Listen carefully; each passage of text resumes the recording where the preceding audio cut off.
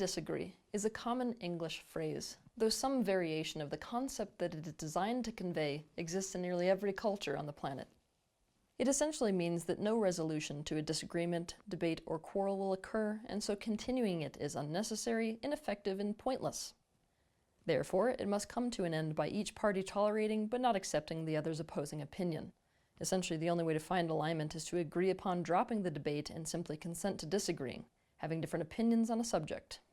Many people within society believe that agreeing to disagree is a mature, amicable, and conscious thing to do. But the truth couldn't be further from it. The first problem with agree to disagree is that it thwarts both personal and universal expansion. Let's take an objective look at this from the universe's perspective, shall we? This universe is hoping that bringing people together with opposing opinions will cause an expansion relative to thought itself. In other words, this universe would hope that people would continue to expand and reinvent their own thoughts, their own opinions, and their own beliefs. If two people are committed to truth, but they come to the table holding two different perspectives, what takes place in that moment is an opportunity. It's an opportunity for expansion through arriving at a higher truth. Either one person sees the other person's perspective and realizes that that is actually closer to the truth, and based off of that, they change their perspective in ways that often benefit them and also the people around them.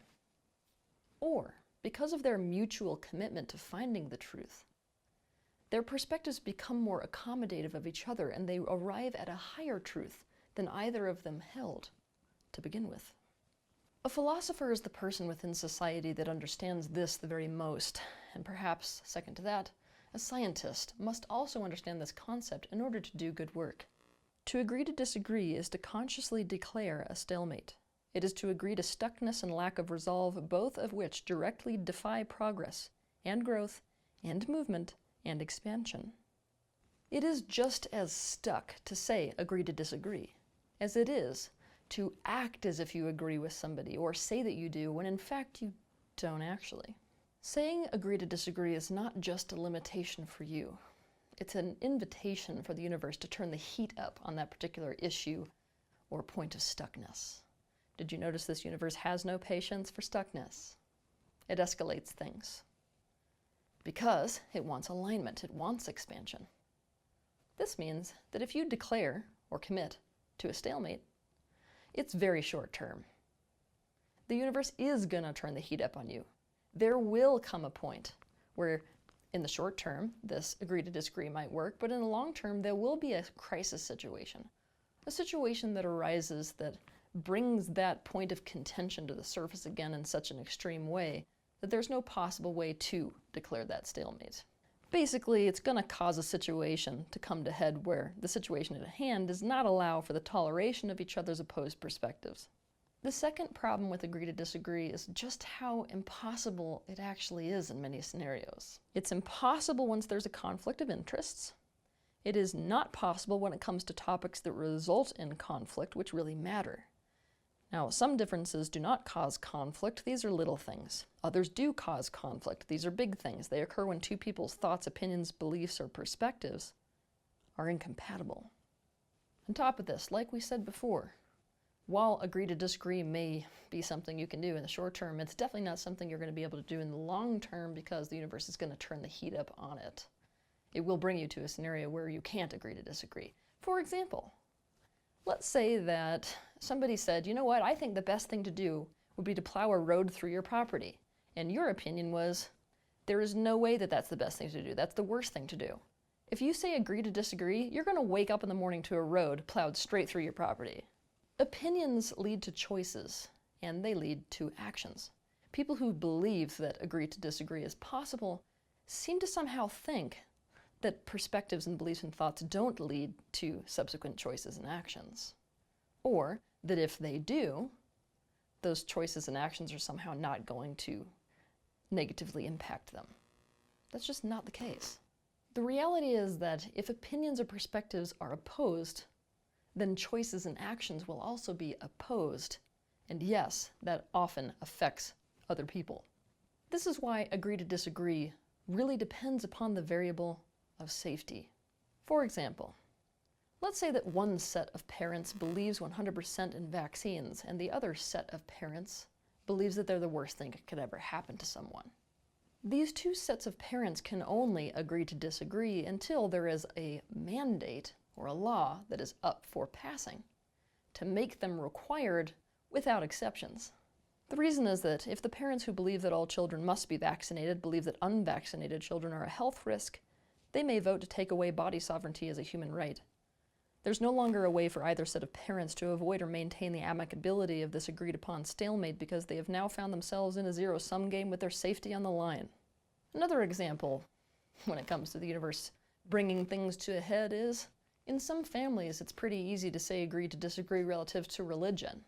But what happens when somebody in that family passes away and suddenly it's a giant family fight about what kind of a funeral service is going to be held? Agree to disagree is conflict avoidance. Plain and simple. And avoidance does not make a conflict go away. It simply delays it. The third problem with agree to disagree is that contrary to popular belief, it is extremely damaging to relationships. Agree to disagree is often how we try to avoid conflict or prevent the loss of closeness with someone. It's our way to remain on amicable terms while continuing to disagree about unresolved issues. To understand more about this, watch my videos titled How to Overcome the Fear of Conflict and How to Resolve a Conflict. People can in fact only say agree to disagree when they believe that doing so will not negatively affect them. This means that in order to say agree to disagree, you have to perceive yourself to be separate and living in a world where somehow people's choices don't affect you or impact you. Essentially, you have to perceive yourself to be separate and separate in a way that someone's opinion will not lead to choices or actions that go against your best interests, affect you, or harm you in any way. The motto is, as long as it doesn't affect me and mine. It's a you do you and I do me philosophy of existence, which is distancing by nature. But all of this is hidden under the guise of tolerance. It is in fact a rigid, narcissistic, and separate way of being, all of which are a huge detriment to relationships. It also must be said that people who say agree to disagree believe they are 100% right. So it's not tolerance. What it is actually is somebody who's saying, you know, I'm just going to basically back up on this one and I'm going to just be passive about it and sit here and wait for you to wise up and get your head out of your asshole. Because I know I'm right and pretty soon you're going to figure that out. Oh, and until then, I'm just going to put this whole thing under the floorboards. Which, in case you didn't notice, is active suppression. When people use this phrase, agree to disagree, they are waiting for the I told you so moment.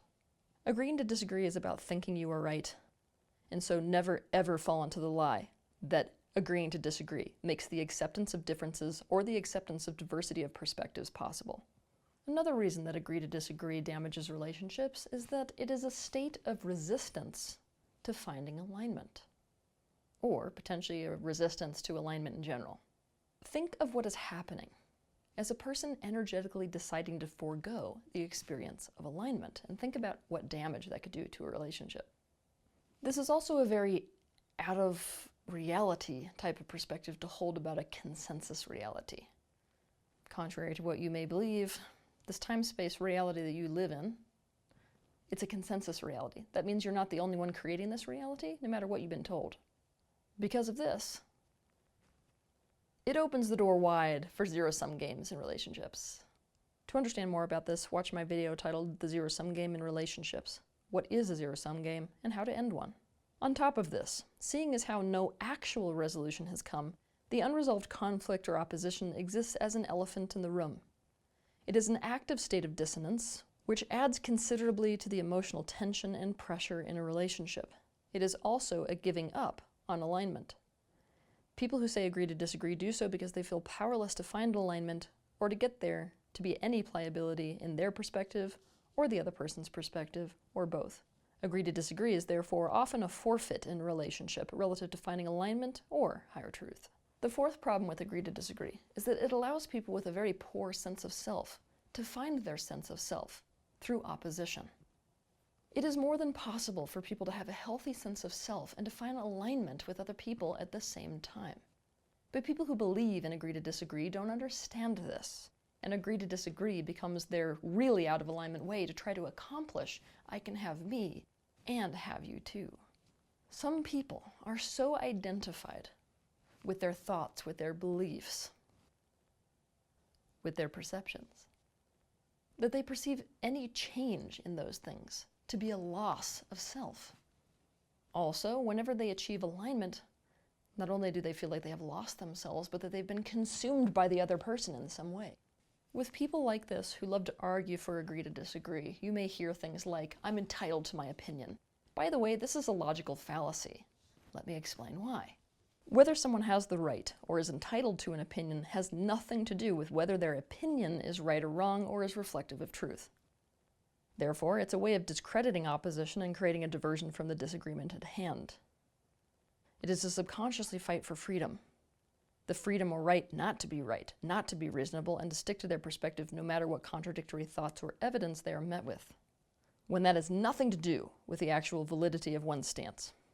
All this being said, people use agree to disagree as a way of maintaining their identity and feeling the awesome self-esteem kick of being directly opposed to someone else's ideas. This is especially the case for people who have experienced enmeshment trauma in childhood. They never feel more of a sense of core or freedom than when they're directly opposed to something. This is quite literally a version of, if I'm not fighting something, I die. There are people who struggle with this, who feel as if reaching some form of agreement or alignment is a giving up of themselves or their personal truth in some way, and this couldn't be any further from the truth.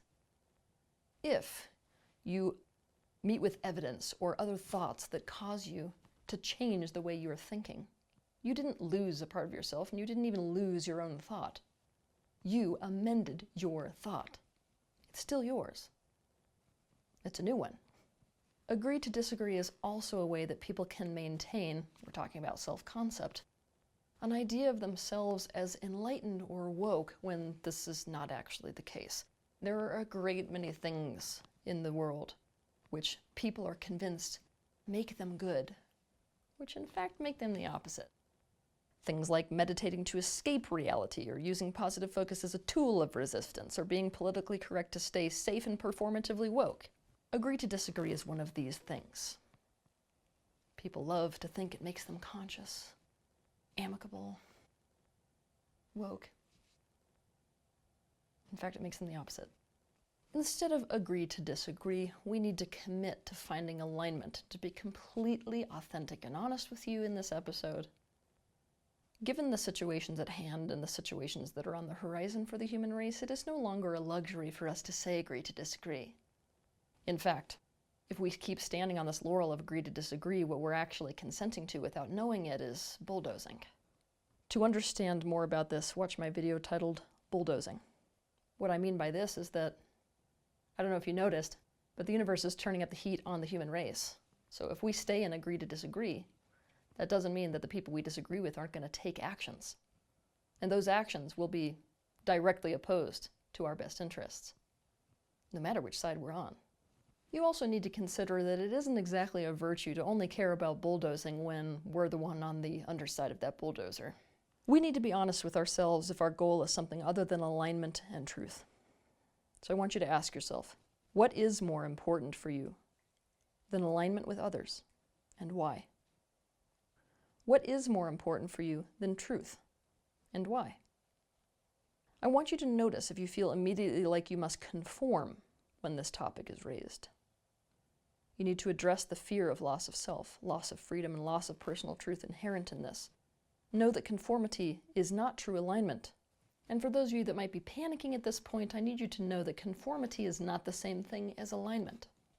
Far from it, in fact. So conformity, the letting go of your personal truth, is not what is being asked of you. That is simply your trauma from childhood. The only way to maintain close relationships with people and to be safe is to let go of myself completely. Again, not what is being asked. We must seek to understand instead of to agree. That's the first step. We must seek more, to to see more, to feel more, to hear more, to understand and comprehend more, to take in more of all of the different perspectives involved in any subject we are examining. We have to accept and own up to the reality that our own personal experiences has made us bias. It has limited our perspective in many ways, making it so that that perspective is not accommodative of all subjective perspectives and therefore is not potentially reflective of objective truth. Therefore, try to practice seeking objective truth. To understand more about this, watch my video titled Objective Truth. I want you to imagine that you have this core essence. That core essence is a bit like a metal pole in this analogy. And all of the things which make up your personality, these things you are identified with, the things you say I, me, and mine to, are like sticking magnets to that pole. The more identified you are with those things, the more you will struggle with trying to find alignment, and you will struggle with objective perspective. To reach objective perspective, you need to develop the capacity to disidentify. That is, to be able to take that magnet off and look at it as separate from that which you are, but also a part of that which you are.